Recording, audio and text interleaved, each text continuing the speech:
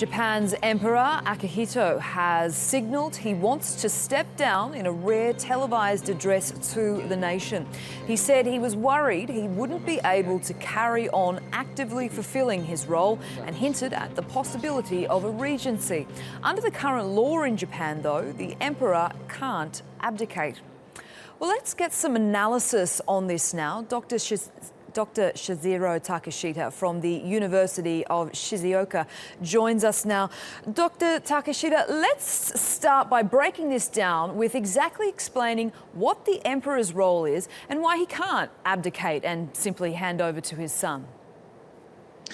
Well, actually, after the World War II, the royal family, especially the emperor, has been truncated from all political related issues. So he is a very strong symbol of the Japanese people, just like the monarchy in Britain or Denmark or in the Netherlands.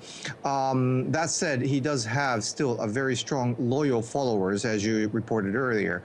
And the fact of the matter is, the reason why he cannot basically make this abdication is simply because there just isn't any rule and there is no precedence. And unfortunately, that's a reason why if you mix with these two things, in other words, he should be politically neutral.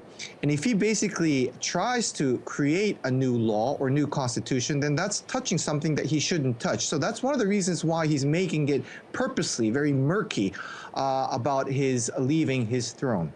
Okay, so if his role is simply a symbolic one and he doesn't get involved in politics, he cited his age and health as reasons for him to possibly step down.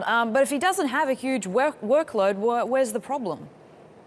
Well, he does, and that's one of the reasons why he wants to basically pass it on to the crown prince. And this would be a typical, I think, Japanese methodology where on surface he will remain possibly as an emperor for some time until the handing over and the procedures and legal issues have been cleared out, while the real job actually will be passed on to the crown prince.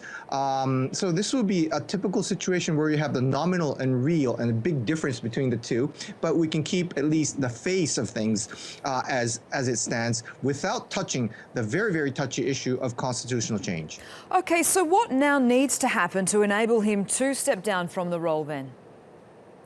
Well, in reality, he can, I'm sure that, like you just reported, most of the Japanese are very much for him to leave the throne.